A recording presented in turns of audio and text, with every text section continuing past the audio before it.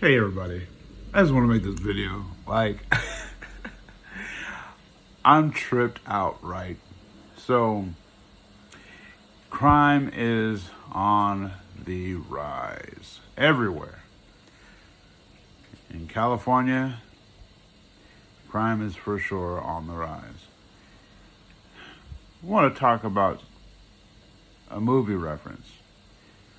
Ricky and Doughboy, Boys in the Hood. Man, that was a classic movie.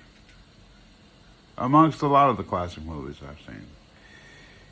In this movie, Boys in the Hood, probably most of you have seen it. They live literally in the hood, and I think it's Watts, Compton, right? And Ricky and Doughboy live with their single mom. Don't know where dad's at. That in itself is an issue, period. I don't know what's up with all these fathers. We have created a society that says, yeah, you can go ahead, lay down, get down, and leave your children behind and their mothers behind. Such lames. Such lames. But in this movie, so there's a scene where Doughboy comes home and he wants to go out, go outside or go somewhere or whatever. And both him and Ricky, his brother, are going somewhere. She favors Ricky because Ricky is the more handsome one, the one where she sees has more potential, right? He's more athletic, this, that, and the other. And in this scene, she says to Doughboy, "You ain't shit. You ain't never gonna be shit. Your daddy wasn't shit either. So you ain't gonna be shit." But she tells Ricky, "You gonna grow up to be a football star. Going to college and become famous." Because for her, Ricky was a ticket out of the ghetto, right? Doughboy, he was just another ghetto kid with no future. And so in this movie, it plays out just like that. Ricky's about to go to the army, so he can go to college and everything. And unfortunately, Ricky's life gets cut short because he gets shot in a drive-by, right? There's another part of the movie where he actually stands up for himself. He has self-esteem for himself. He's like, man. Anyway. And Doughboy ends up going to jail, and he ends up dying in jail as the movie portrays it, because he goes after the dudes that killed his brother, right? Now here's the deal. I want to focus in on the mom right quick. You ain't gonna be shit. Your daddy wasn't shit. Well, who laid down with his daddy? You did. She's upset about her situation. And don't know where Ricky's pops is. Don't know if he's shit either. Well, he's not in the picture, so I guess he isn't, right? But there's two different messages that she espouses to her kids. They strived for what they believed they could be, according to what they were told. Now, how does that flex in with the looting? Because that's what it is. Looting, the definition of looting is literally stealing or taking something that does not belong to you, especially in a time of war. America is in a civil war. California is in a type of civil war. It is looting. But here's what the police chief and the experts, quote unquote, say.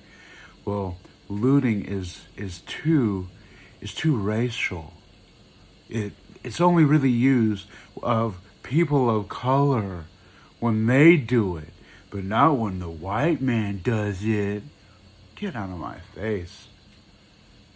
So tens of thousands of dollars have been stolen in merchandise from different shops, high-end shops, in San Francisco, San Jose.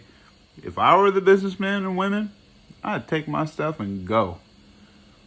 And here's the deal, like, what they decided to do is we're going to call it smash and grab because that's less racial. That's less oppressive. No, it's not. Because it wasn't racial to begin with. It wasn't about oppression to begin with. We really got to stop doing this babying. Because all you're doing is the same thing that Doughboy and Ricky's mom did. You're sending a message that's going to put one in the grave a lot quicker. All you're doing is telling people that really have not been oppressed, obviously, if they know how to go and get some tools to steal. It's okay, because you're the oppressed. It's really okay. But you know what that really does? That brings oppression of the type that you just don't want to see. But we don't want to put nobody in prison, though. But we can oppress the mind. Think about that. If you speak to someone and tell them something long enough, generally they will believe it. This ideology that rules the day is oppressing so many minds. Doesn't matter the skin tone. Doesn't matter the gender. It's an oppressive ideology. You're the victim. You're the victim. You're the victim. Remember, you're the victim. Doesn't that sound good? You're the victim. You've been hurt so badly. You're the victim. Oh, poor victim. You're a victim. Hey, victim, you start to forget your name. My name's William. I'm not oppressed. I'm not the victim. Have I been oppressed? Sure. Have I been victimized? Absolutely. As a matter of fact, when I lived in Alaska, I was starting up a business, fixing cell phones. Had my briefcase and everything. Had screens, had my tools. Somebody decided to loot my vehicle. Smash and grab before all of this nonsense. And I was unable to rebuild my business. Funny enough, the week after they had stole my stuff, I had previous customers calling, hey, I need some more work done. I got some more people that need some work done. Sorry, got all my stuff stolen.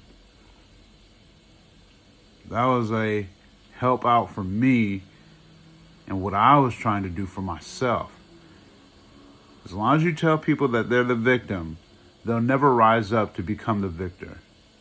As long as you tell people that something's owed to them other than what they have spent in a store to get the change, they'll refuse to make change for themselves and become better than what they really are. You keep telling people that they're the victim, and they'll keep victimizing. If you tell people that they're not victims, they're not oppressed, they'll dig deep and think, what am I here for? And what am I going to do about it?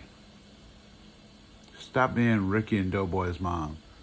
Stop telling people they ain't shit. And that they ain't ever going to be shit because their father ain't shit. And stop letting these fathers not be in the home with their families. I know sometimes it doesn't work out, but you stop telling people and fathers that they're not welcome. We don't need them. You better get out of here. How's it working for you so far? It's not.